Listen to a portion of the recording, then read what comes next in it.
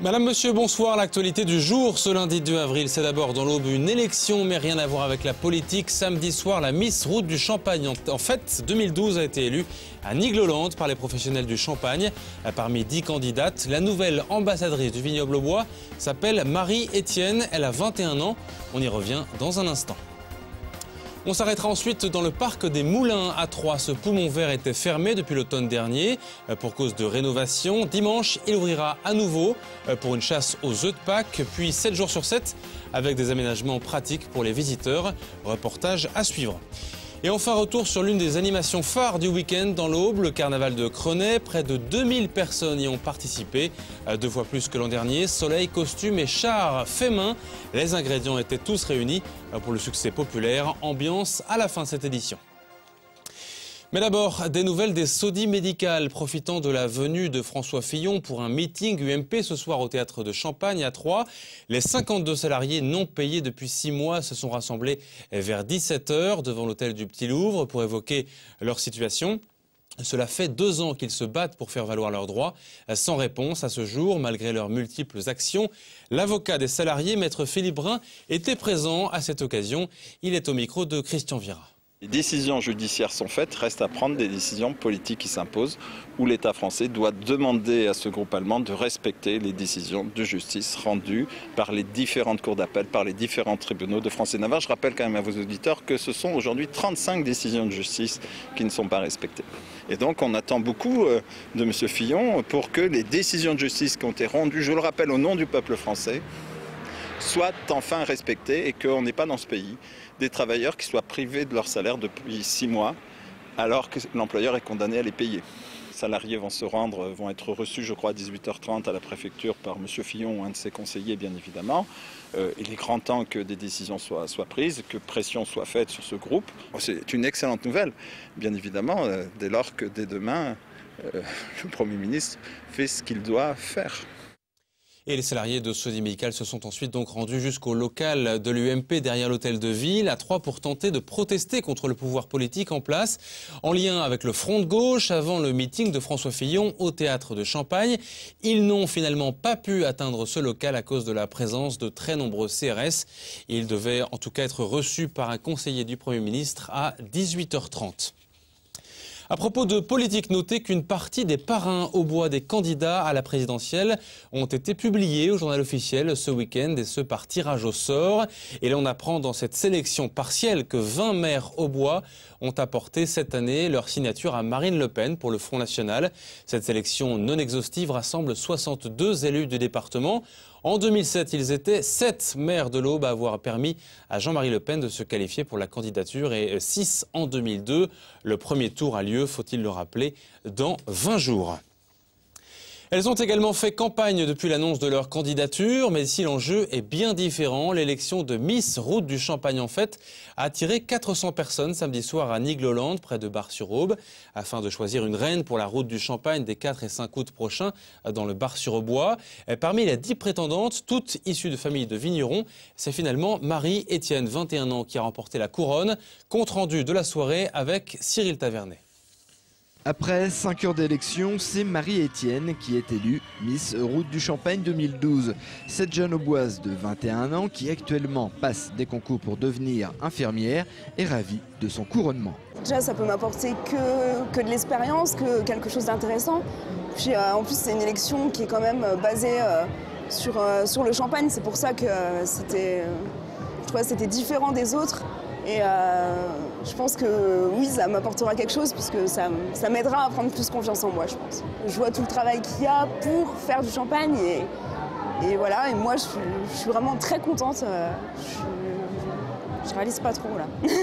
La gagnante a été choisie parmi 10 candidates. La Miss Route du Champagne n'est pas une Miss élue uniquement sur son physique. Elle doit être l'ambassadrice du Champagne.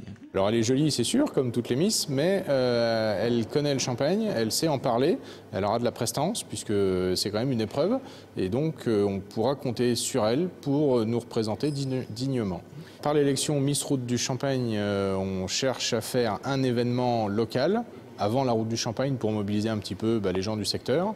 Et ça nous permet d'obtenir une personnalité qui va représenter le vignoble dans les mois à venir. Autre particularité de cette élection, toutes ces filles ont des parents qui travaillent dans le Champagne. Elles-mêmes ont déjà fait ou souhaitent faire carrière dans le vignoble. Alors ce qui m'a poussée, c'est tout d'abord mes parents qui m'ont dit comme quoi cette élection était présente le 31 mars et que c'était pour représenter les valeurs de la Champagne, enfin du Champagne.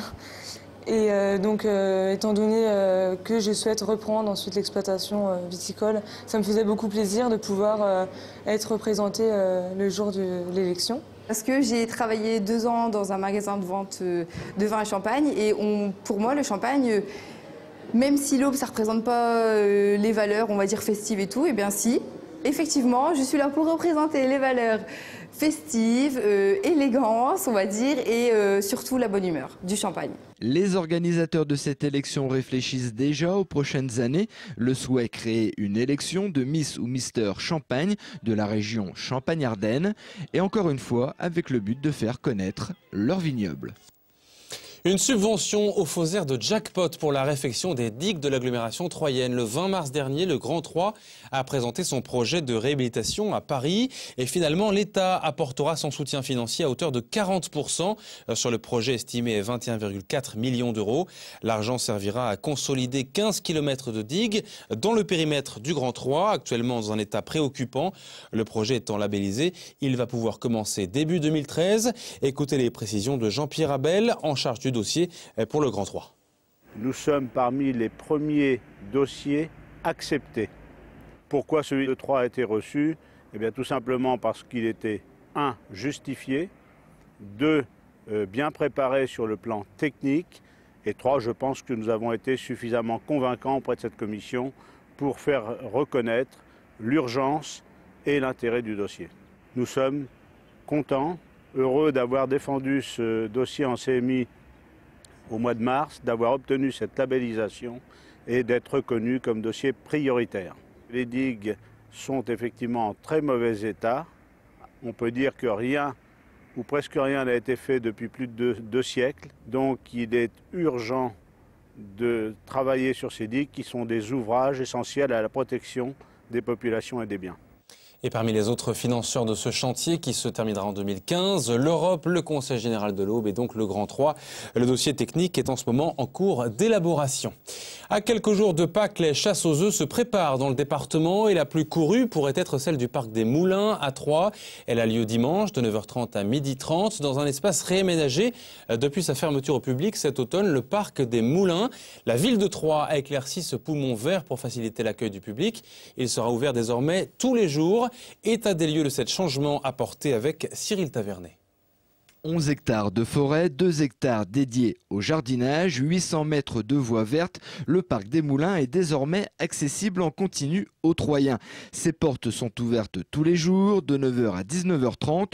Le but que le public puisse profiter de cet espace de nature en pleine ville. Vraiment, notre souhait le plus cher, c'est que ce parc soit vraiment investi par les familles, par les enfants, pour se l'approprier au fur et à mesure. Depuis plusieurs mois, la ville de Troyes a réaménagé ce parc. Les services municipaux et entreprises ont métamorphosé ce lieu laissé à l'abandon. Nous avons installé des bancs, nous avons installé des chaises, nous avons tracé une vélo-voie dans le même gabarit que celle qui rencontre un grand succès sur la vélo-voie des Viennes, sur une longueur de 800 mètres. Nous avons doublé la superficie mise à disposition du rucher école qui est animé par le syndicat apicole de l'Aube. Nous avons également implanté des panneaux de type arboretum pour les arbres les plus intéressants en partenariat avec l'Office national des forêts, enfin vraiment de nombreuses interventions depuis l'automne dernier. Ce décor naturel est donc idéal pour recevoir les Troyens et pour le faire vivre, des animations sont prévues. La première, une chasse aux œufs, le dimanche 8 avril. Eh ben, cette chasse aux œufs, c'est un peu comme on le fait chez soi, mais tout le monde n'a pas la chance d'abord d'avoir un jardin. Et dans un appartement, c'est un peu différent. Si on a la chance d'avoir le temps d'aujourd'hui, c'est une manière d'aller dans ce parc et pouvoir récolter les œufs de Pâques en famille. En plus, c'est une promenade familiale et ça aussi, ça a tout son intérêt. Autre manifestation prévue, un dimanche champêtre le 1er juillet, un moment d'information sur les actions de développement durable de la ville, mais pas seulement, la fête et la convivialité seront au rendez-vous avec de nombreuses animations, pique-niques et concerts. On referme cette édition avec le pari gagné des membres du CRAC, les organisateurs du carnaval de Crenay, considéré comme le plus important du département. Une institution centenaire qui renaît depuis 30 ans. Cette édition 2012 s'avère être un très bon cru. Selon l'association, près de 2000 personnes étaient présentes hier pour saluer le passage d'une dizaine de chars réalisés et poussés à la main, comme le veut la tradition. Le soleil a également favorisé la venue d'un large public. Ambiance bon enfant et sourire au cœur du défilé. Regardez.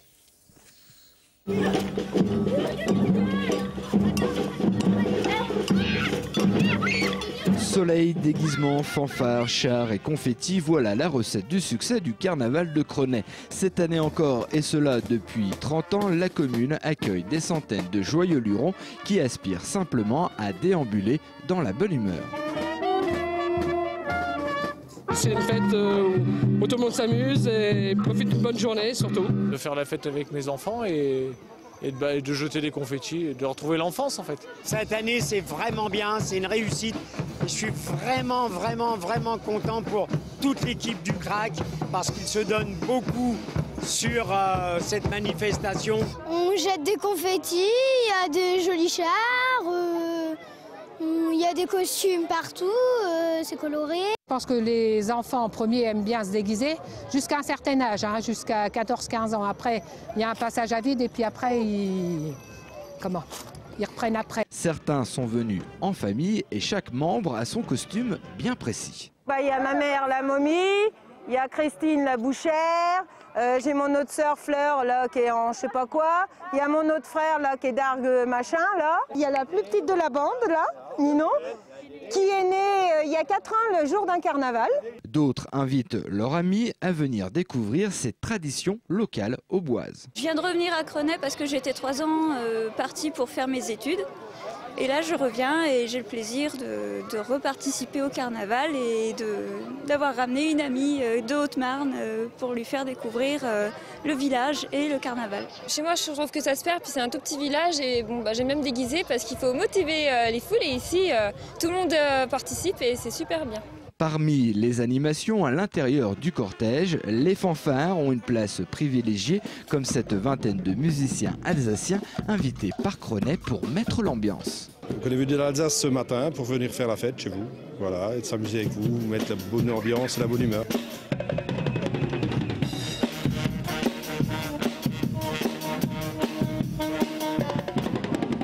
Et pour ne pas déroger à la tradition, après les 2 heures de déambulation, Monsieur Carnaval a été jugé. Cette année, il s'agissait d'une dame, son nom Tantine Parano. Elle a été brûlée pour conjurer les mauvais sorts de l'année et oublier la pluie du Carnaval 2011. Et plus que quelques jours pour commencer à préparer l'édition 2013. C'est la fin de ce journal. À suivre les prévisions météo avec Sandra Durupt. Demain dans le journal, on reviendra notamment sur la rencontre de ce soir entre l'Estac et Nantes au stade de la Beaujoire. C'est du football et c'est pour la 30e journée de Ligue 2. Très belle soirée à vous et à demain.